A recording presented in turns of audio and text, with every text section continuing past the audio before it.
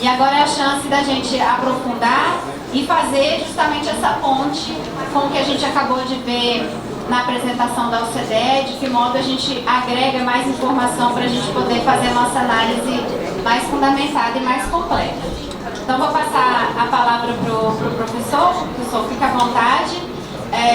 Quero pedir para quem está ali ainda não instalado que venha participar da apresentação. E seguimos então. Depois do professor Alexandre, a gente vai ter a participação do Alberto Câmara, do TCU, e o Nelson, do IPE, também fazendo sua apresentação. Mas a gente começa com o professor, que tem uma questão de tempo disponível aqui para nós, então ele faz a apresentação e a gente tem um período de perguntas logo ao final da apresentação dele. Tá bom? Professor, por favor. Bom dia, me escutam bem? Eu queria agradecer o convite novamente da Rosa, Renato também, do Nelson. Eles me chamaram para fazer uma exposição aqui para vocês sobre alguns aspectos metodológicos, né, ligados aí à elaboração, uso de indicadores para apoiar a avaliação, a formulação de políticas públicas. Eu já trabalhei muito tempo na elaboração de indicadores, um período mais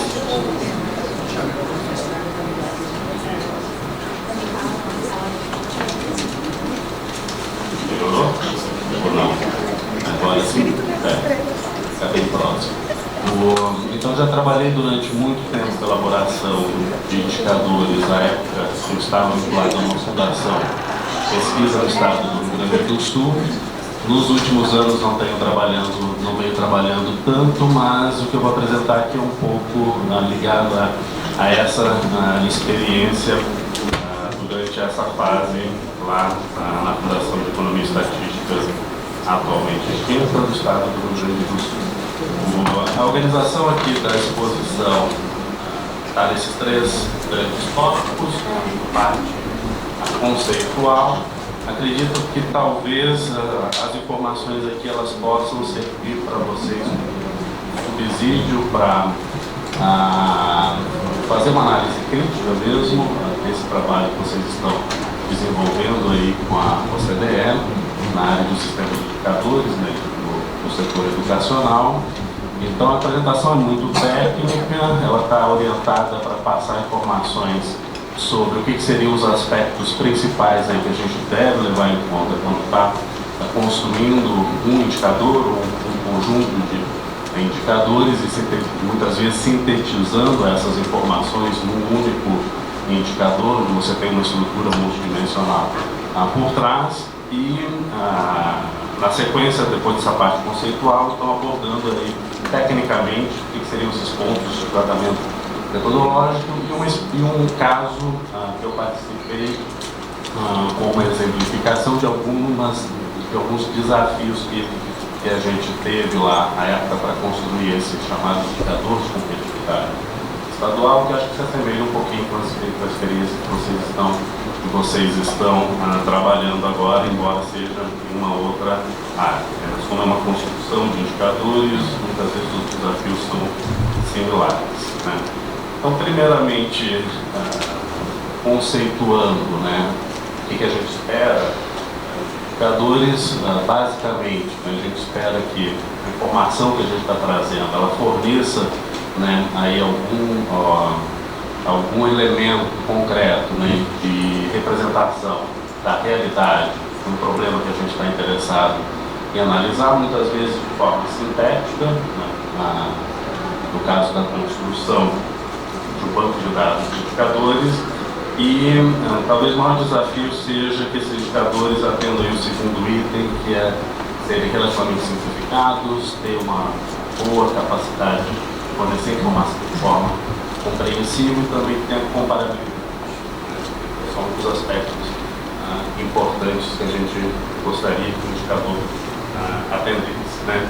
No âmbito do uso dos indicadores para administração pública ou mesmo administração privada, né, uma grande fator de relevância é que eles propiciam aí informação da transparência da situação que está sendo desenvolvido e também acho que nos imprime um sentido de responsabilização. A gente tem um sistema de informação organizado, geração de indicadores, publicidade, mercado de forma bastante transparente, né? Também uma transparência grande em relação aos critérios técnicos que são utilizados. Acredito que eles se prestam muito bem, então, a contribuir para a melhoria do trabalho de desenvolvimento aí de políticas, né, bem nesse sentido de propiciar tanta informação para a sociedade, como também para quem está ali, vocês, no dia a dia, do trabalho de fiscalização e junto aos órgãos que estão na ponta, também estar atentos com as suas atividades, que estão alcançando que seria esperado. Além disso, os indicadores que vocês conhecem, né, eles podem ter esse caráter de ser uma medida unidimensional. E o que vocês estão trabalhando, pelo pouco eu vou pegar aí ao longo da apresentação, é um indicador multidimensional, na verdade é um sistema de indicadores. Junto com a OCDE, um sistema de indicadores, então vocês estão no eixo de elaboração de indicadores multidimensional. A gente tem uma série de desafios, vários aspectos que você acha levados em consideração no processo de construção. Né? Esses desafios têm a ver muito mais com esse aspecto de escolher adequadamente quais são as variáveis que vão entrar nesse sistema de indicadores, elas estão bem alinhadas com o propósito, você tem de resultado na cadeia final do sistema, né? E alguns aspectos práticos, né? De medida também as informações vão ter aí uma acessibilidade relativamente fácil, ou então uma certa periodicidade à medida que o sistema acho que ele deve rodar, né? Momentos talvez, né?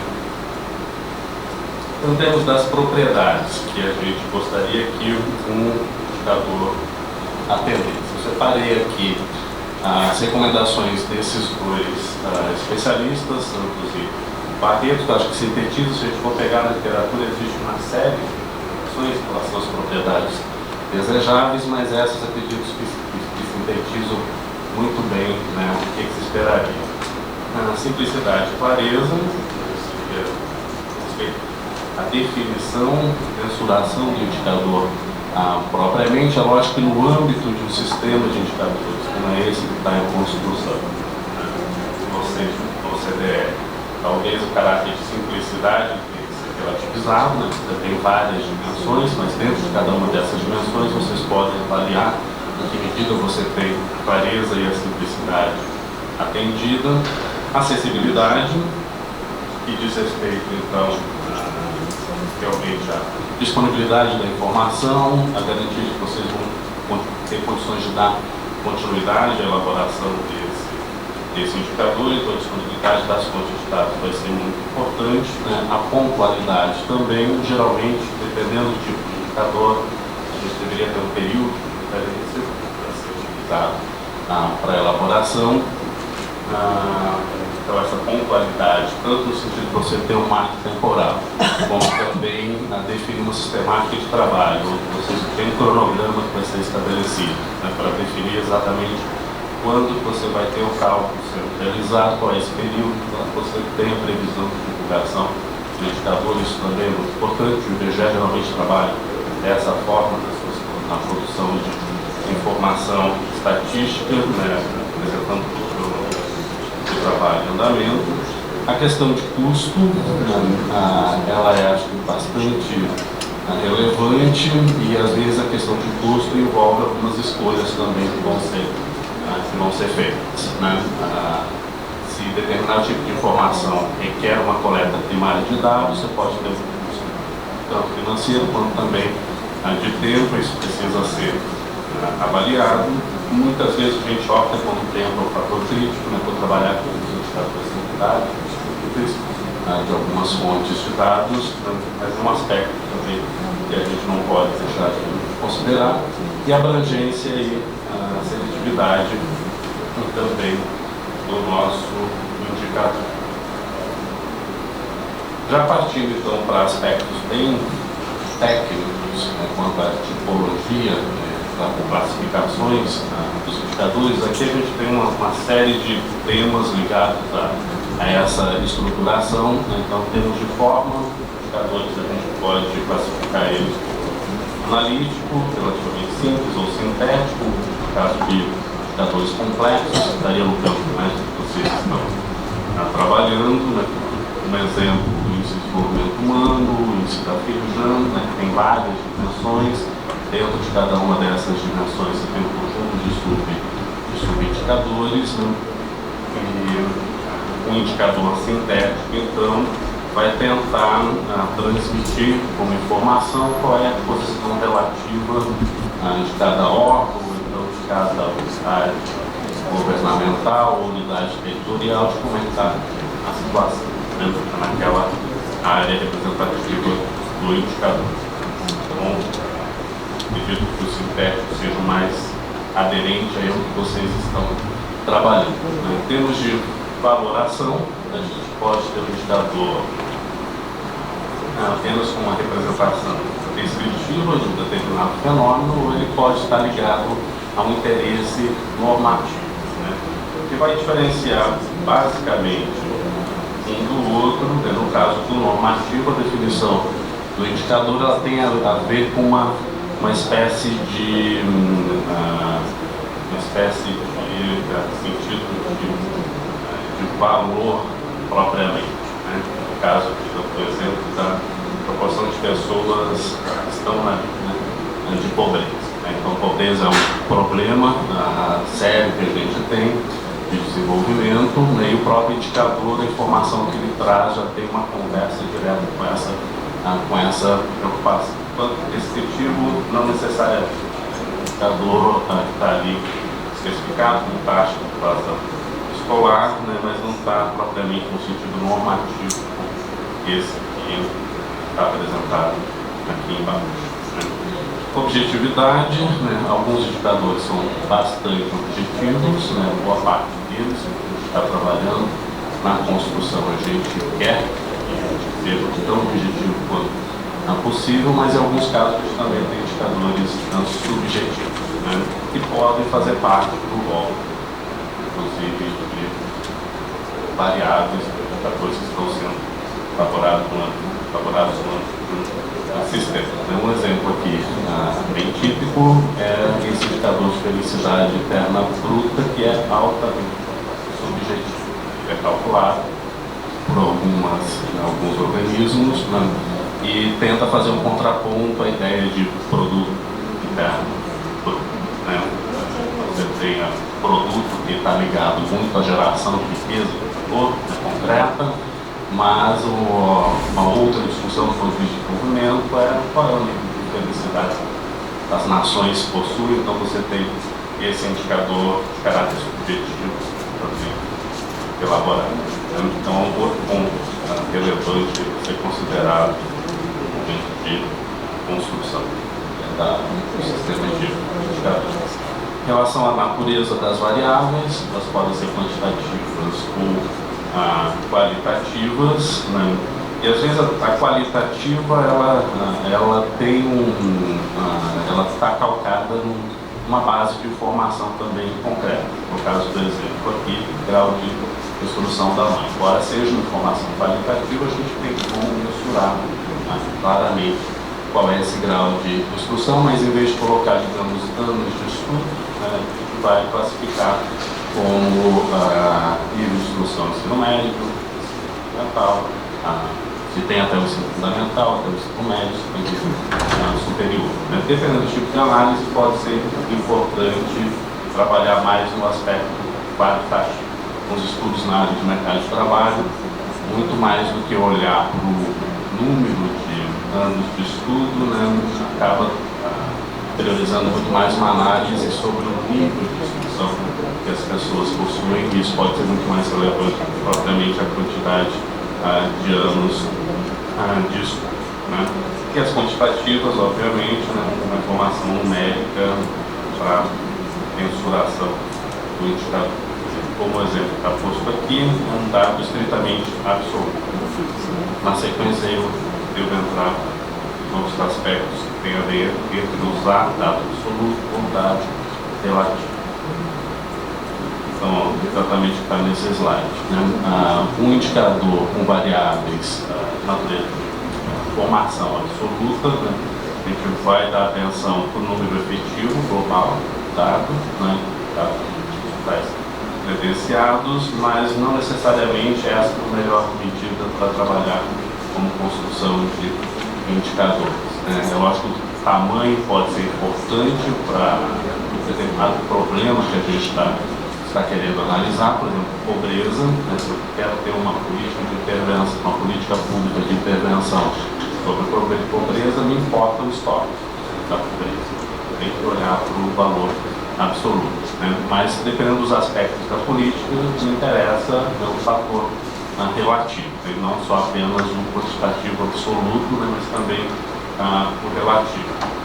Então, na maioria dos casos, para diferenciar, quando a gente está pensando em fazer uso, principalmente de indicadores, para discussões que tenham a ver com caráter de desigualdade, né? Então, nesses casos, a gente opta por trabalhar com indicadores avaliados de forma relativa. Nesse caso aqui, por exemplo, em vez de trabalhar com os pés credenciados, olhar a proporção, avaliar alguns equipamentos na área de saúde, em termos de quantitativo absoluto desses equipamentos enquanto oferta, relativizar, avaliar essa oferta em relação ao público-alvo, por exemplo. Medida que essa oferta está disponível em relação ao público-alvo, e com isso eu consigo avaliar qual localidade seria talvez uma deficiência de disponibilidade de equipamentos na área de saúde. Só para esse com respeito, então, à definição do tipo de indicadores, pensando aí no processo de gestão de políticas, acho que vocês estão bastante familiarizados, né, com essa nomenclatura. São os indicadores que têm finalidade mais de representar um insumo, né, tentando captar alguns elementos daquilo que são atividades ou mesmo investimentos, né, recursos, atualmente aplicados para uma determinada política, que, se forem bem aplicados, devem resultar em algum produto ou resultado efetivo. Né? Os indicadores de processo também vão tentar captar mais esforço, esse trabalho de implementação, execução das ações. Os indicadores estão mais, digamos, de produto, estão ligados aí às metas que devem ser alcançadas de acordo com o interesse de política. O de resultado, os de resultado devem estar orientados muito mais para o efeito ali esperado sobre o público-alvo da política, e o de impacto, que tem muito mais a ver com o efeito sobre a sociedade. Né? Então a gente teria essas 5 categorizações, digamos assim, dos indicadores, e o desafio é enquadrar os indicadores que a gente está interessado em avaliar em cada uma dessas categorias, ou definindo as categorias de interesse e quais são então, os indicadores que melhor correspondem a cada uma delas. Né? E nem sempre isso é uma tarefa muito fácil a ser feita. Deve se deparar exatamente com isso. Né? Eu estou citando aqui a frase do professor Januzzi, que é um especialista no trabalho com a elaboração de indicadores, em que ele claramente define que é difícil, muitas vezes, você fazer essa separação. Então isso, na prática, é um desafio muito grande. Outro ponto que eu queria chamar a atenção, que não está aqui na própria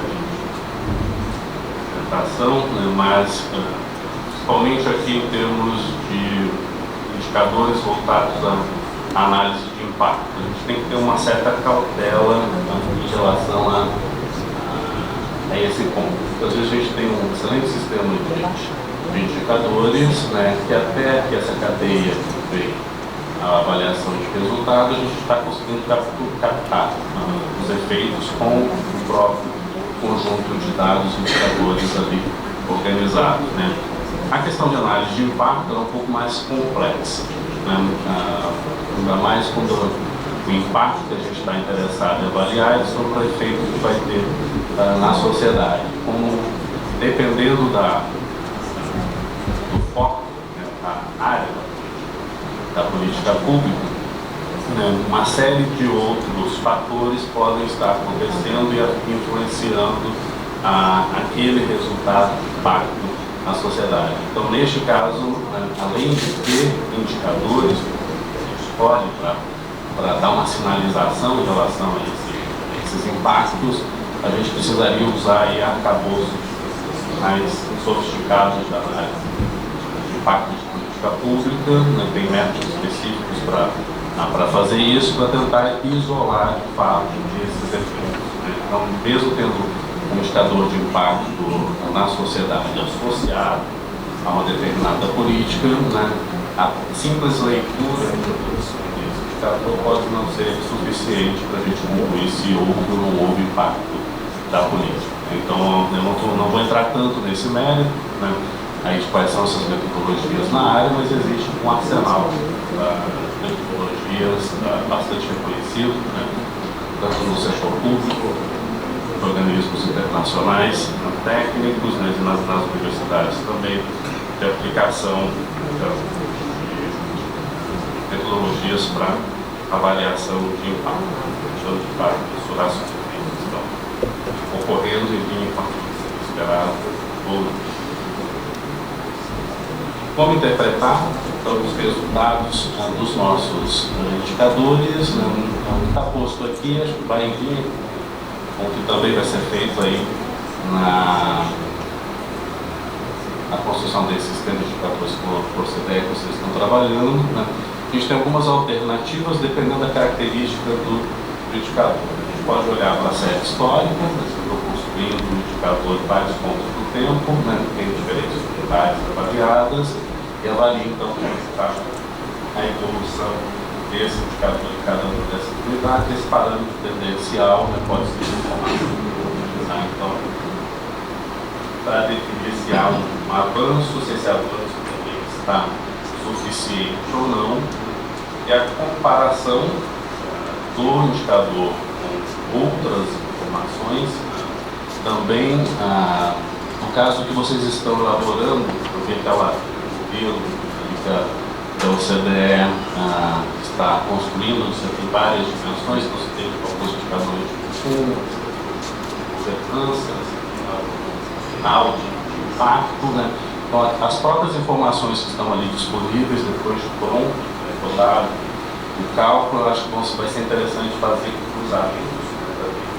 Você tem lá, digamos que escolas que estão com uma ótima condição,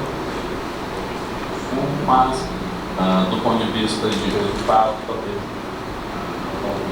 assim, então, o confronto ele é interessante com outros indicadores e às vezes indicadores até externos ao próprio sistema que a gente está utilizando. É o caso do ICE, que eu vou falar para vocês.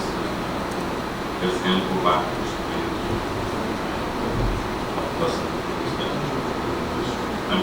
E, por fim, uma outra alternativa seria então comparar os resultados desses indicadores com benchmarks.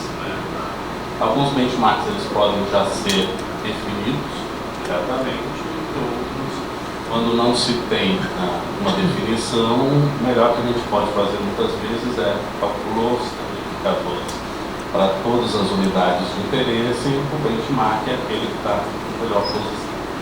Vai avaliar todo o restante em relação a esse que está na melhor posição e tentar compreender se essa posição melhor está ligada a determinadas condições, condições estruturais, no caso, indicadores de insumo, se elas são semelhantes entre duas unidades de melhor performance, então algum problema existe aí. A gente precisa descobrir qual é a causa para ver em medida. Então poderia ser requerida uma melhoria daquela unidade que não está melhor em termos de resultado. uma alternativa nesse caso. O processo, então, completo de elaboração de indicadores, né, vai em geral envolver essa cadeia que trabalha inicialmente. O que é mais relevante é uma clara definição do marco conceitual de interesse da elaboração do sistema. Na sequência, uma vez que a gente, com base nesse marco conceitual, né, já consegue estabelecer quais são as dimensões que o indicador deve ter, quais são as variáveis, dados que precisam ser coletados, né? Então, promover a coleta, seja por fonte primária ou secundária, tratar essas informações. Eu, particularmente, prefiro trabalhar com indicadores em que a gente tem uma padronização, padroniza determinada escala, né? Às vezes em alguns casos isso não precisa ser feito, né? Mas principalmente num sistema de indicadores onde existe uma complexidade muito grande, né? Estabelecer uma padronização me parece ser muito necessário, né? Para eu ter comparabilidade. Por isso que as escalas de estudos elas podem ser diferentes, né? Cada um dos dados, indicadores que estão dentro do sistema.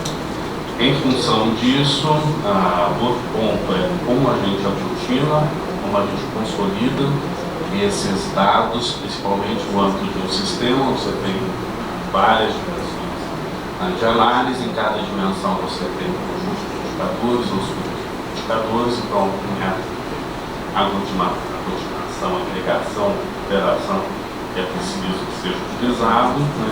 Ao final, então, essas etapas, com o resultado calculado, fazer uma avaliação crítica, né, e observar se de fato o indicador está atendendo aquilo que se espera. Se não tiver satisfeito com esse resultado, temos que voltar ao marco conceitual e fazer novamente o trabalho do início para verificar se houve alguma deficiência, né, e que medida a gente pode tratar. Depois disso pronto, aí sim partimos para a divulgação dos resultados. A própria sequência que vocês estão aí desenvolvendo ao CDE. Né? Do ponto de vista da agregação, né, vocês também conhecem muito bem esse aspecto.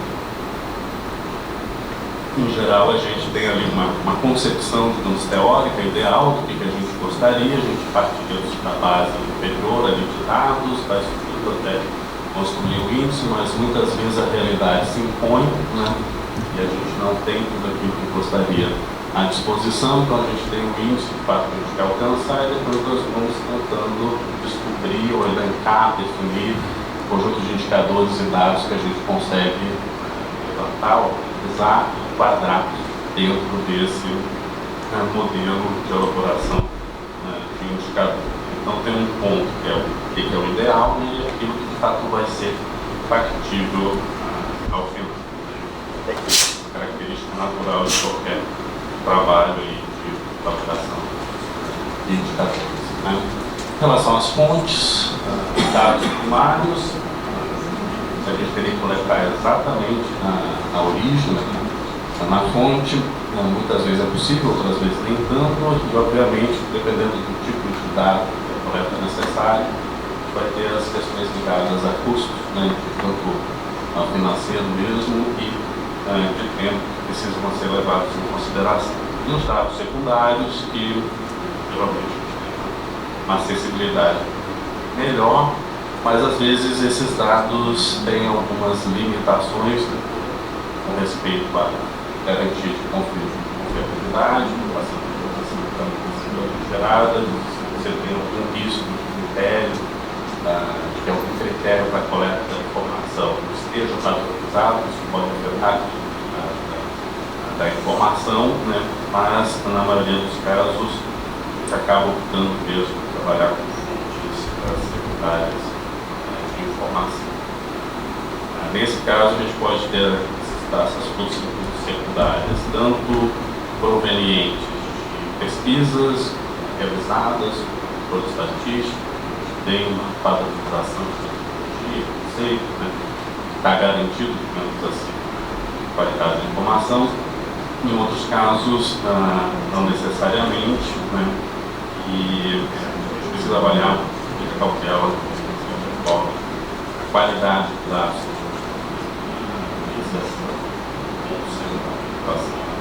as fontes, né? A gente tem as fontes aí administrativas, uma série de informações, essas também, né, que são produzidas sistematicamente, né, pelos órgãos do setor público, e você tem um bom sistema de informação organizado, mais fácil para organizar essas informações. Às vezes a informação não tem, né, um sistema adequado para uma coleta, talvez com a velocidade que a gente gostaria. E os dados de pesquisa pessoal, necessários, e para alguns indicadores, somente o impacto que eu estava utilizando. Outro ponto, acho que é importante, a respeito à elaboração dos indicadores do sistema, é a gente cuidar do registro da documentação que a gente está elaborando, né? Principalmente quando a gente não vai ter estabilidade, né, da equipe técnica na elaboração desses indicadores. São recomendados nesse caso uma ficha, né, para estar registrando exatamente todos os aspectos ali importantes, definição, coleta, tudo que é tipo de informação necessária para descrever os dados que a gente está levantando para elaborar o indicador final. Essa ficha, em geral, vai precisar contemplar a definição da informação, de qual é a análise que a gente faz, a análise, só para dar um exemplo, se eu falar de taxa de mortalidade infantil, a direção é quanto menor, melhor, né? Então, se eu falar de nível de escolaridade, quanto maior, melhor. Então, o sentido da interpretação que está ali registrado, né? Se há ou não há um tipo de restrição de utilização, né? Qual é a fórmula exata de cálculo, se é uma medida relativa ao operador, né? O denominador com bastante precisão, né? A unidade de medida que vai ser utilizada, as fontes, a periodicidade completa da informação, se o dado anual, se o dado trimestral, o nível de classificação também, e se algo, né, se um indicador mais agregado, associado, está vinculado. Entre quais outros grupos você tem a vinculação deste indicador. Em relação às métricas de mensuração, né, tem essas 5 métricas usuais: número, média, razão, proporção, taxa. Algumas podem parecer similares, mas tecnicamente tem uma diferenciação entre elas. Eu vou me deter tanto no detalhamento, né, mas número, média, né, os exemplos colocados, né. Razão e proporção muitas vezes podem parecer a mesma coisa, mas o sentido é diferente. Razão de descendência, né, demografia tem um significado muito específico, né, tanto que proporção de jovens na população, portanto, representar uma característica demográfica. Taxa, realmente, variável, também que a gente vai relativizar o quantitativo populacional, por exemplo.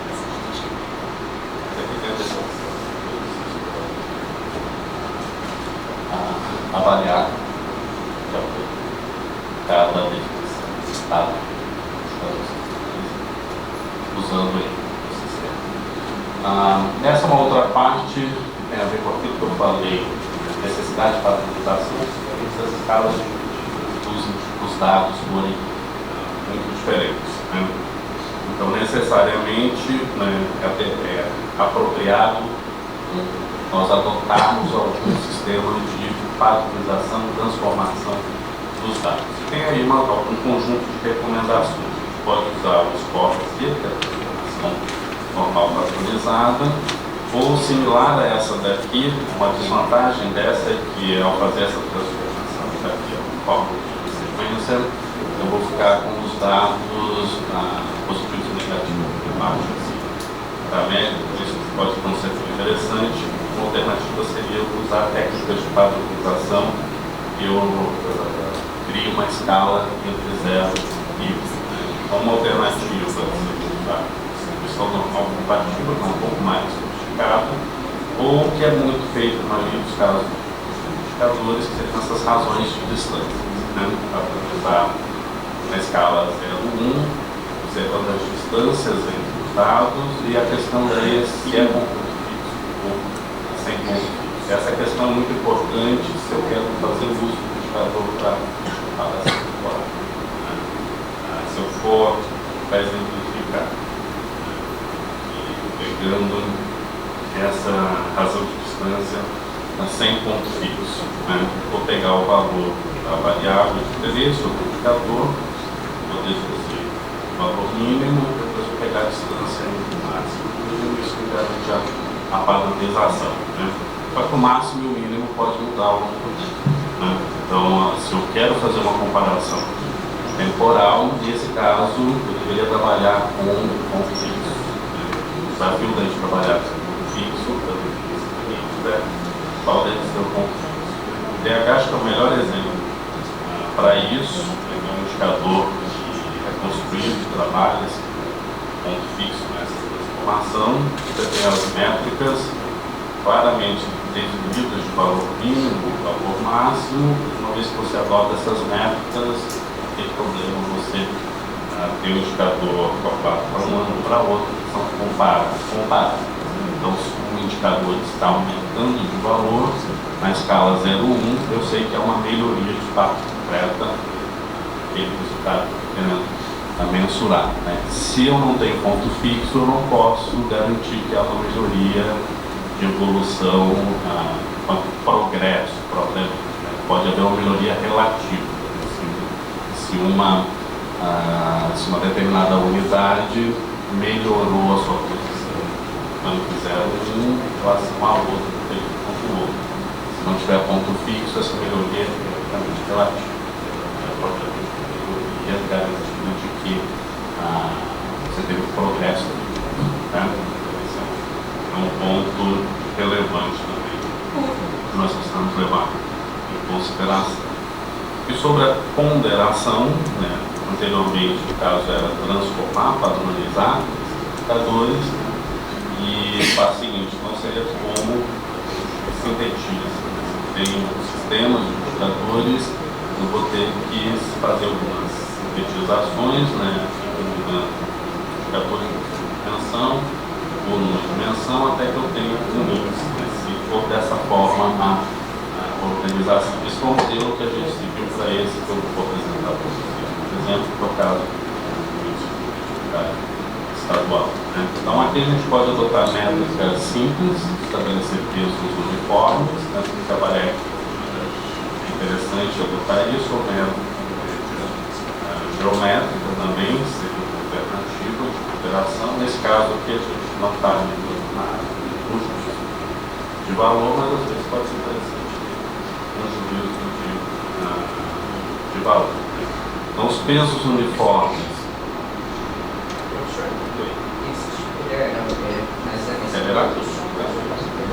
Já está chegando aqui na parte final. Os pesos uniformes têm uma vantagem, né, de serem mais simples, né, só que o problema é se você tem um dado com uma variabilidade, ele vai mudar o resultado. Está sempre esse efeito vai acontecer. Com pesos endógenos, nesse caso, de caráter mais qualitativo, a gente teria que observar, né, junto a especialistas, o que seria a valoração adequada do sistema ali representado nos indicadores, né, ou então a gente adota uma técnica estatística, que vai pelo menos controlar esse efeito da diferença de variabilidade entre os indicadores. Comentar um caso rápido do ICE que vai caracterizar bem isso, tornar-se a principais para estabelecer esse tipo de pesos nesse caso. Então, indo para o estudo de caso desse índice de competitividade estadual, né, é mais é só mostrar um pouco dessa experiência para vocês, né, e como é que a gente tratou alguns desafios. Então, o indicador foi elaborado em parceria com a Secretaria do Governo, também esse chamado objetivo, técnica, o relatório lá produzido está disponível na mesma cadeia de trabalho que nós em seguida. E basicamente o objetivo da construção deste indicador, o marco conceitual, foi chamado diamante de esporte, 4 dimensões.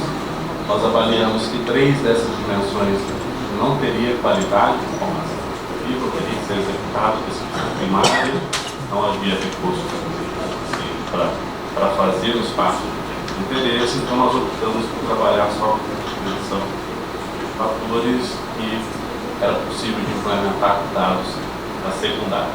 Mas como ia ser a primeira vez que se faria um indicador como esse, a gente teve que criar, né? Então a gente usou o marco conceitual como referência, não vou entrar muito em detalhe aqui no tempo, né? Mas o marco conceitual serviu como referência de elencar um conjunto de variáveis que estariam associadas nessa dimensão da produtividade, foco, de fatores, né? Ou seja, aquelas condições e dotações que uma região possui, né? Ela teria mais vantagem competitiva do que outra região. E se o resultado, isso a gente usou se o resultado do indicador for adequado, a gente espera que ele seja capaz de ter uma aderência aos diferenciais de qualidade de vida e de renda per capita entre as regiões. Pelo menos a abordagem colocava isso.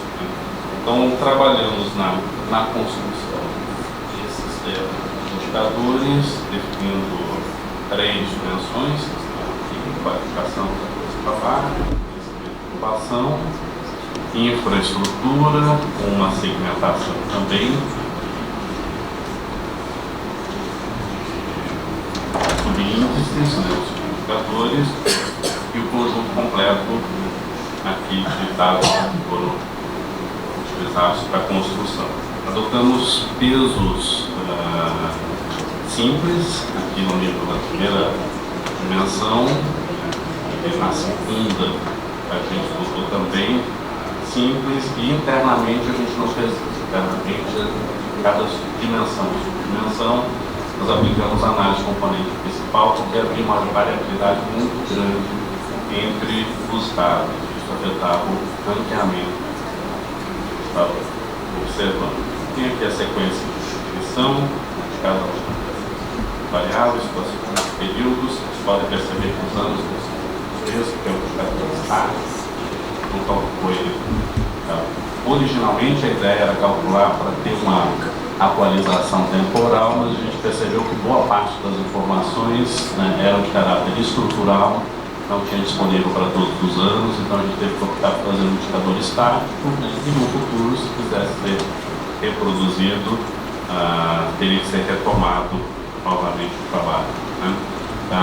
Só para fechar aqui, que acho que é o aspecto mais relevante, né, os pesos aqui foram diferenciados, então, as componentes principais, e ao final a gente tem o ranqueamento e o confronto, né? Se o indicador está, então, se prestando a atender aquilo que seria esperado. E quanto maior o índice de competitividade, eu esperaria observar também, né, uma maior da per capita. Então a gente cruzou o resultado final do indicador com o PIB per capita, e essa foi a aderência. A gente concluiu que, pelo menos, ele estava conseguindo captar aquilo que seria esperado.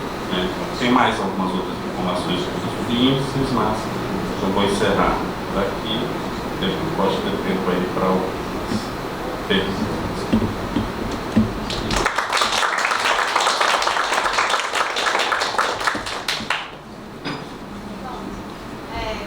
A gente abre então para perguntas, se alguém tiver alguma coisa para fazer. Professora, eu sabia do nosso Paraná, obrigado pelo sua fala. Eu tenho uma pergunta que eu tenho que pedir desculpas dentro da professora para a plateia se ela for muito boa. estou interessada na relação entre os subindicadores e os indicadores. Pensando no nosso modelo de construção do OCDE, nós partimos de indicadores de resultado e são escolhidos alguns indicadores em estudo, processo, em seguida, podem conter variáveis que influenciem no resultado, certo? Essa escolha, ela tem que ter um nexo, causalidade bem explícito, ela é livre, ela depende simplesmente da disponibilidade de dados, ela tem que ser justificada. Vamos ficar um pouco mais seguro em relação a essa seleção dos subindicadores. Ok. A pergunta é ótima, a resposta complexa. Né? Assim, se há um interesse de fazer essa avaliação de causalidade, que me parece, né, pela concepção do modelo, o ideal é ter um nexo muito forte, né, se está definido como indicador de consumo, indicador de governança, por exemplo, com o resultado que você espera avaliar lá à frente. Né? A questão que deve ser levada em consideração é: existe um marco conceitual que para utilizar, para fazer essa identificação, existe qual é esse marco conceitual, então tem que se deter um pouco sobre isso. Se não existe um marco conceitual, então tem que fazer algumas inferências, daí usar ou conhecimento analítico ou de especialista mesmo, né, para balizar essas inferências, ou no limite usar técnicas estatísticas, né, para avaliar se você selecionou, digamos lá, uns 3 indicadores, digamos, de insumo e de governança, né? Você acredita que tem um resultado lá com impacto, você vai e mensura esses indicadores, você tem o dado de impacto e confronta, né? Então, no mínimo, deveria ser esperado alguma relação média, mas se eu tenho lá esses indicadores calculados para insumo e para governança, quando eu cruzo com o resultado com relação nenhuma, algum problema tem, né? Ou a minha escolha, né, desse indicador foi adequada, ou a minha variável de resultado está com problema, né? Menos provável que seja talvez a de resultado, né? Então, mais provável que seja essa aqui na origem. Só teria que fazer esse roteirinho e voltar, tá? E repensar essas escolhas, né? Quando tem um marco conceitual, ajuda muito, né? Mas quando não tem um marco conceitual, o desafio é maior. De fato, o trabalho também é maior. No nosso caso, só, né, pensando, talvez as variáveis de insumo e processo que afetem o resultado sejam listadas em algumas das dimensões, né, ou etapas do ensino, regiões que eram aquelas que eu estava fazendo, né? Teste na horizontal, teste... Tem mais uma outra dimensão de teste que eu acho que é importante, dependendo do resultado que você quer avaliar, que é a temporalidade, né? Você está montando um sistema de indicadores, todas as informações com um único período base, né?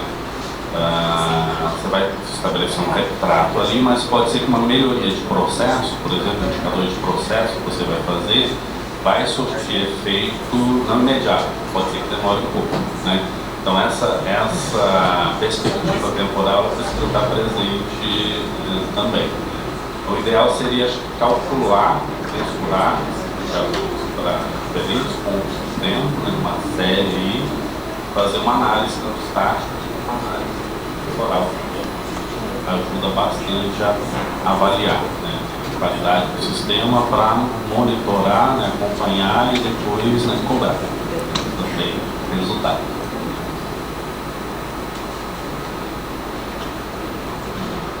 Mais alguma pergunta? Professor, eu sou do Tribunal de Contas do Estado da Bahia e a minha pergunta está relacionada a uma questão anterior, a um processo anterior. Naquele processo da construção do indicador, logo no início, que é a coleta de dados, já no projeto se fez a possibilidade de utilizar alguns instrumentos, né, para a coleta de dados primários. Eu queria que o senhor colocasse um pouco a respeito, né, de qual é o modo operandi que você seguir e quais os dados que principalmente para aquelas universidades universitárias, né? Então, quais são os problemas que podem ser encontrados e quais, né, são as etapas que a gente não pode pular de forma nenhuma. Em alguns casos, vocês vão precisar requisitar, né, as informações, e o nosso principal problema nisso é quem está na ponta alimentando, né? Então, uma primeira recomendação é ter essa fichinha de metadados, né, não completa de indicadores, mas para aquela informação que precisa ser alimentada, definindo claramente qual é a definição da informação, né, para quem está na ponta poder usar como referência para trazer informação. Mas isso também não garante que propriamente a informação vai ser fornecida com a devida acurácia, digamos assim, né? Depois que você tem o sistema organizado, ele está com essas orientações definidas, né? Depois que você coletou, tem que ser feita uma análise crítica, né? Uma análise crítica você pode fazer definindo assim: eu estou pedindo um determinado dado, eu sei que deve ter correspondência com o outro, né? Esse outras vezes não precisa ter o fornecedor, pode ser uma informação secundária. Dados de mensuração de tamanho, por exemplo, eu esperaria que tivesse alguma correspondência. Pode ser que o indivíduo lá, na hora de registrar a informação, não colocou uma casa decimal que deveria, né? Colocou algum digitou muito rápido, né? Então, algumas técnicas vocês podem utilizar de análise estatística simples, né, para avaliar se existe outlier, digamos assim, na base de informação. Se tem um outlier, você define qual é o parâmetro que você pode utilizar, comparar o dado fornecido, calcula a média, diz o padrão, joga ali um ou dois dos padrões. O que tiver acima e abaixo disso, eu vou considerar como potencial outlier um golpe requisito a informação. Se eu avaliar que ele não está compatível com alguma outro indicador estrutural que essa unidade possui. Então, nesse caso, dá para implementar algumas rotinas desse tipo que rapidamente permite identificar. Aí você não precisa gastar tanto tempo, né, de checar cada informação, você define aí uma rotinazinha e uma metodologia para aplicar, né? Então, eu recomendaria esses pontos para garantir a qualidade da informação e evitar algum viés. Se você entrar com a informação errada, principalmente adotando aí ponderação endógena, essa informação vai afetar.